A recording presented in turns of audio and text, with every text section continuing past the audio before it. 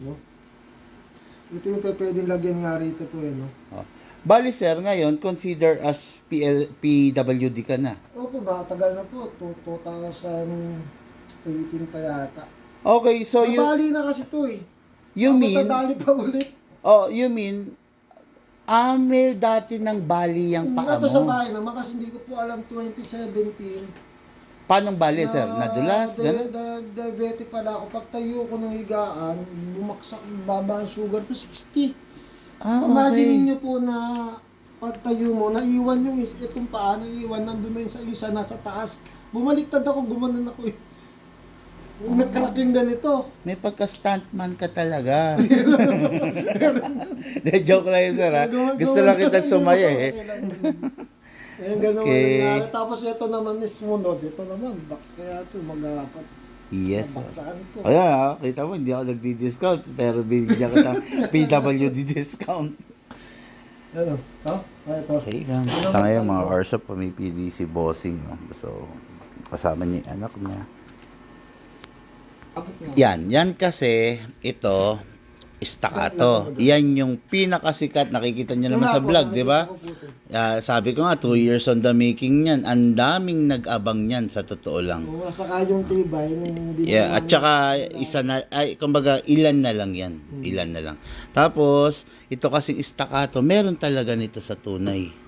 Fully licensed nga yan. Ay, makikita niya, may authenticity card. So, fully licensed yan. Then, powered by a decent company, EMG. So, pag EMG, sir, ibang maker to, magagandang gawa nila. Then, from EMG, staccato, caliber 45, this is a 9mm, which I don't recommend naman para sa'yo kasi hindi mo ma-maximize yung unit. Dahil unang-una, hindi ka, wag ka na ma-offend, pero hindi ka makakatakbong matino. O, di ba? Ayun, yun lang. Tapos, yan namang hinawakan ni Bossing is the Glock.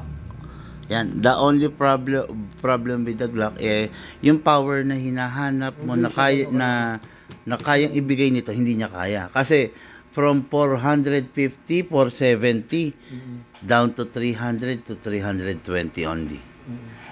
Ayun. Tapos kaya gusto ko mag 2011 it is because modern. Maraming pyesa. Oo. Mas kaya kong ibigay sa iyo yung lifetime warranty na ino-offer ko. Compare kung kukuha ka ng 1911, ayun, medyo mahirap ang pyesa ang 1911. As well as the Beretta. Yan, magkakalibel yan eh. Beretta 1911, medyo mahirap ang pyesa. Kaya, yan. Best of the best dyan. Pumili ka. Actually, meron pa ako hindi binaba. Kaya lang, dito pa lang naguguluhan ka na eh. Nakaabang siya yan for the scope. Oo. Yan. Yung isa doon, pwede ring scopean. Ito din. Yes sir, yes sir. Yan, pwede ring lagyan ng scope. Aalisin lang yung nasa ibabaw. Ayun. Ito po. Ito. Yes, oo. Then scope na yan. Sige sir. Hawakan mo silang dalawa sir. Mas may alam po kasi galing ko sa ano eh. Criminology po kasi yan. Okay. Pwede magpupulis yan, paabot, paaser yan, hindi nga lang, alam mo may pizza police eh. Hindi pa lang tinutuloy yung ano sir. Nagano na po siya, ang binaksak na lang, tenga lang. Parehas lang sila. Di ba parehas lang po naman sila, di ba? Saan sir? Ito pong dalawa po. Hindi. Ito, hindi siya scope ready. Kung mapapansin mo Oo ibabaw. nga. Diba? Iba to. Oo. Yan, kung mapapansin mo iba ito. Pag ano yun natin. Yan. Ito, hawakan mo yan, sir. Yan, hawakan mo yan. Tingnan mo yan. Ito, ibabaw. Oo nga. Diba? Iba yung ano. Ayun. Para mas maganda nga ito. Yan na lang, dalawa pa pipilian mo. Yan. Sasayi yan. Yan, inaano kasi nga niya, maliit lang. Yan, compact naman Compact yan. lang. Kaya lang, syempre, mas maliit, mas mahina, baka mabitin ka naman. Kasi nga yung barrel niya. Tapos maiksi. aggressive. Oo, maiksi. So, yun na lang. Yun na lang ano mo. Sige, ikaw. Ito So, na lang. final? Ito Ito na lang, Kuya. or ito? Yung scope rin. Okay, scope ready. Bahala siya sa accessories. Sige sir, no problem. Okay, authentic. ECT card. Okay, ito yung napili ng mag-ama. Maano to partner in crime. Okay, the staccato, no, yung scope ready. Okay, itong unit na to, fully licensed, full upgraded na, naka-fix outer barrel, naka-fine tuning, naka-trigger job, hammer protection pad, hop-up rubber, at saka syempre, naka-enhance nozzle na, okay? Mga ano sir, mga ilang ano ba yan? Buwan pang recovery period yan? Mga maximum ng 6 weeks pa siguro to. 6 weeks, 2 months. Ay, kulang-kulang, 2 months. Kasi Oh. diabetic po ako eh. Okay. Kaya medyo matagal lang paggaling kasi diabetic ka. Kung hindi, mga 3 weeks sana. Pwede na. Okay. Kaya kailangan ko lakad-lakad ng konti. Kasi nga para, Yes. pag ano ka, parang bata eh.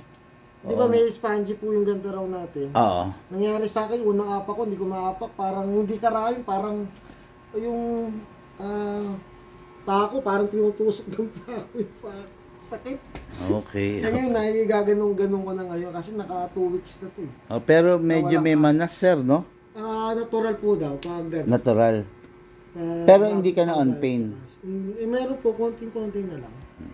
Okay.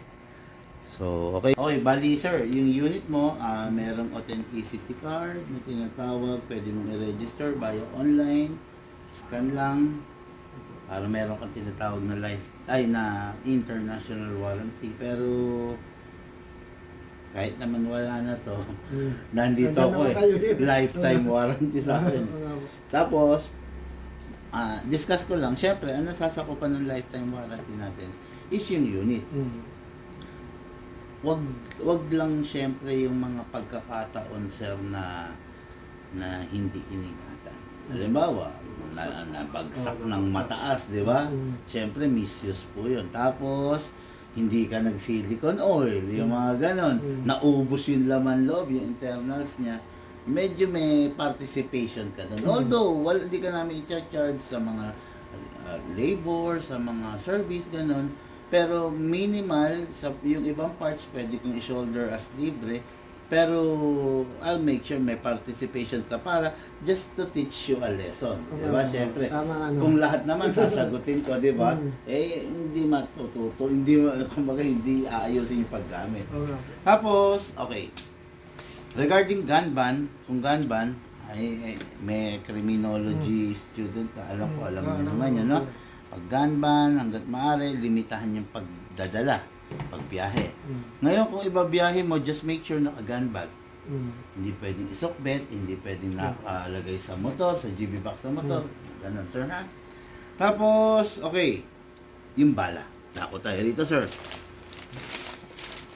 Dalawang klase. May .20, may .25. Kung naglalaro ka dito sa garahe mo, short distance, wala namang hangin, pwede itong .20. Mag-iiba lang pag naglalaro ka ng outdoor. Naka-recover ka na, pwede na, kaya-kaya na, pwede ka na maglarong outdoor, tatatakbo ka.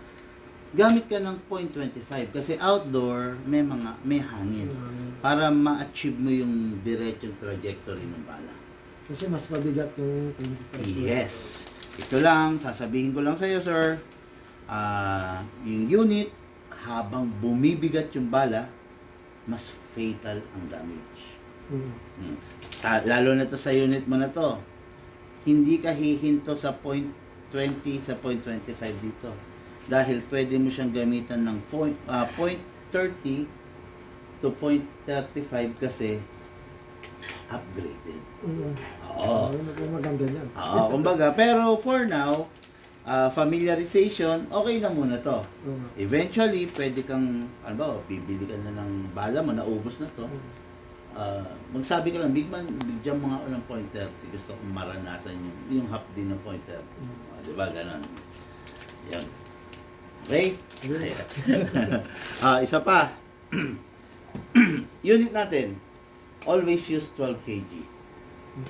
For now, hindi siya supported ng 14 kg. Pero soon, kakayanin niya ang 14 kg. Why? Meron akong pinapagawang upgrade. Kung tawagin yon is mga airsoft, the recoil buffer. Yung recoil buffer na yon, kaya niyang saluhin yung sobrang recoil na mangyayari sa unit kahit ginamitan mo ng 14. Soon yun, i-recall ko lahat yan. Kumbaga, mag-a-announce ako na available na yung recoil buffer natin, yung gustong magsubok ng 14 kg, ayan, gano'n. I-upgrade natin. Libre lang yun. Okay, libre lang yun. Kaya lang, on the making pa lang yung recoil buffer. Okay? So, 12 kg, naubos, bibili ka ulit, 12 kg pa rin. Okay? This gas is good for 50 to 55 na refill. Kasi upgraded to. Pag hindi siya upgraded, 20 to 25 lang na refill. Kaya matipid na siya actually. Then silicone oil, then reloader. Let's start. Okay? Sir, to release the magazine, this is the mag catch. Press. Ito po yung magazine natin. Yung magazine natin, iwasan lang malaglag, sir. Kasi prone siya sa pagkakalik dahil ito yung, this will serve as your pressure tank eh. Pag nalaglag, pwede magkalik. Pag nagkalik, wala kang ibang gagawin, huwag mo susungkitin. Tumawag ka sa akin para i-guide kita. Okay? Magaling ka mag-DIY pero malamang matutokso to eh. May lika, sungkit dito. Madama rin nasira lalo. Lumaki. Anyway, hindi, tawag ka lang muna sir, ha? Okay, press the valve. Ito yung valve, output valve, press lang ng konti, then spray. Okay? Then dito sa ilalim, ganun pa rin, spray. Konti lang. Set aside sa unit, importante ito. Kasa, ilak manually. Okay, then dito, ilalagay yung oil. Spray. Okay, then dito sa nozzle, spray. Baka madilim ilawan. Okay, then, ito sir. Common na ginagawa ng mga air supplier, hinahatak to. Actually, okay lang. Kaya lang, the only problem, eventually, napupudpud to. Nauubos, ganun. Kaya ako, iniiwasan ko maubos yan para malesen yung mga gastos natin in the future. Huwag mo nang hatakin to. Pull back mo lang to. Ayan. Okay, babalik na yan, no? Pag hinatak mo, magkakasugat, mauupod siya. Okay? At, sir, parang tunay na barel. Pag ito nakababa, naka-engage, ready to fire. Ngayon, kailangan i-decock mo muna bago ka magpapasok ng magazine. Yung unit mo, meron beaver tail, safety features to ng mga 11 series, 1911, 2011, hindi siya puputok kung hindi naka-press to. Pag hindi naka-press, pag naka-press, then, meron ding, anong tawag dito? Ambidextrous na safe. Ayan. Kanan ka, kawit lang. Pataas, unsafe. Kabilaan. Kung kaliwete ka, taas, baba. Okay, pag naka safe, kahit ano gawin mo, hindi siya puputok talaga. Unsafe na. Okay?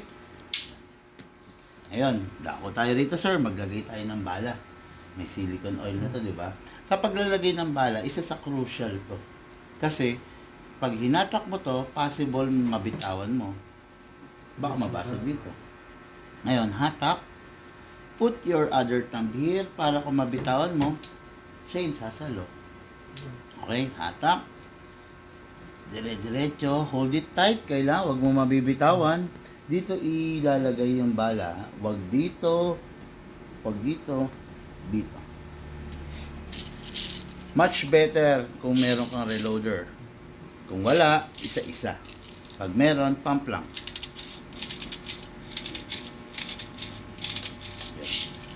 Yan, ganyan sir. Napansin mo sir, merong bungi. Mga airsoft may bungi. Pag may bungi sir, kalugin mo lang sideways para umalign. Ayan, di ba? Ayan. Maximum rounds, 27. Pwede pa natin dagdagan. Pero, I don't suggest na isagad mo yung 20. Actually, 27 plus 1. Huwag niyong isagad para yung spring hindi siya masira. Okay? Kasi sir, itong spring na to, wala siyang nabibiling ganyan. So, pag nasira, possible na hindi niya na ma-feed sa unit yung bala. Kaya wag niyong isagad. Maliban na lang kung ipa-fire mo agad. Pero kung halimbawa, mag-i-stay dyan ng 1-2 oras or the whole day, Hihina kasi. hihina yung spring. Yes, sir. Alam ko, marunong ka sa mga technical na ganyan, di ba? Okay din, meron ng silicone oil, meron ng bala. Tanungin kita, ano yung susunod? Lalagyan ng Ayun. Subscriber na.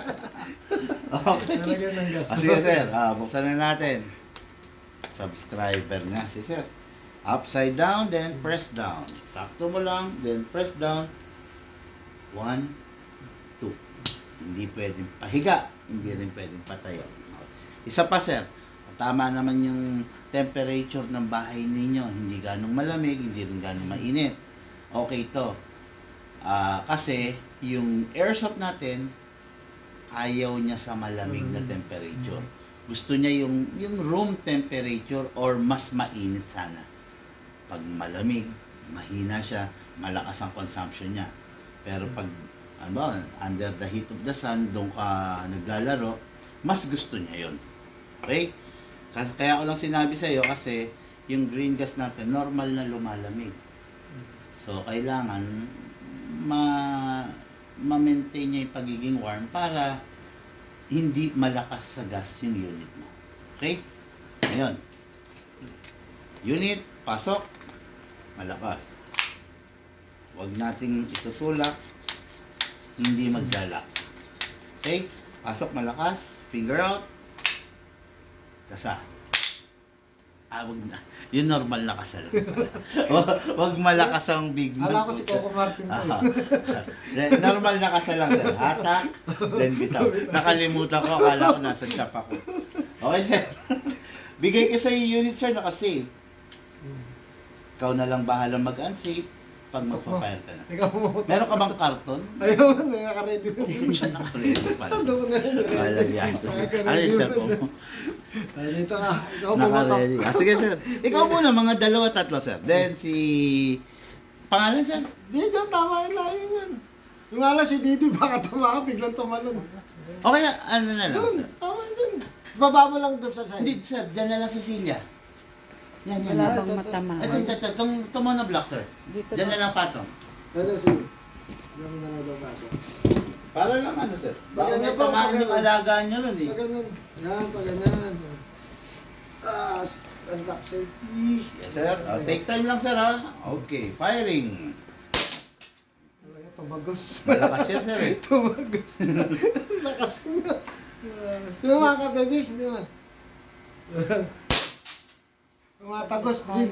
Matamaan yung TV natin. Madisgrasya. Sandali. Labas Walang mo na lang. Doon sabi sa Labas na lang. nagulat ako sa Nakakatakot eh. lakas. Grabe lakas na ito.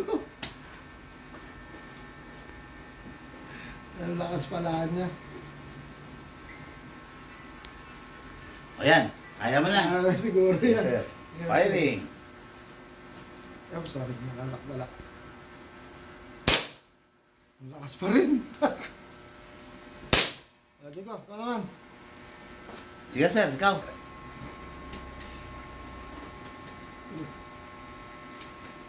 Okay, firing. The staccato.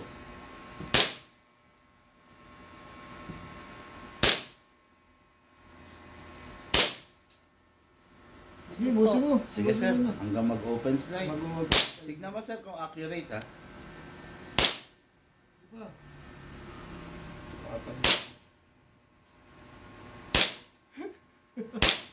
Ang sarap na buhin. Grabe.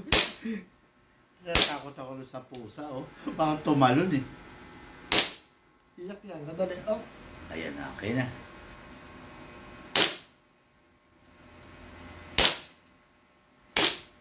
Diba? Meron pang balik.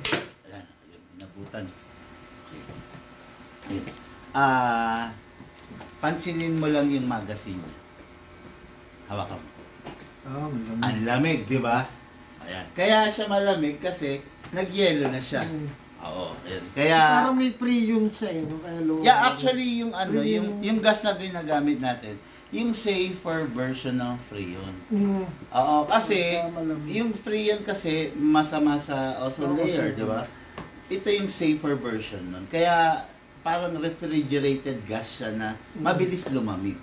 Oo. Kasi Kaya maganda unang-una talaga. gabi na eh. Oo. Kaya actually mas maganda talaga siya nilalaro pag mainit. Pag-araw. Okay, then lagyan natin konti para makita ko kung mag-open slide, ha? Sige. Gulat ako sa lakas eh. Malakas siya sir. Yun lang, meron lang ako isang napansin. Kasi may mga pet kayo, may pusa kayo, huwag lang sanang kainin yung bala. Hindi Although, hindi naman nakakalasan, kaya lang, baka hindi niya maidumi. Mm. No. Anyway, Actually yan, hindi naman po nagsusugo. Ang problema ko yung tuta ko pala. Hindi naman sa labas ang ano yun. Kung Sige. sakali maglalaro ko sa labas. Sir, pasok. Sige, ikaw na magkasa, sir. Then, ubusin mo, sir. Okay. Firing.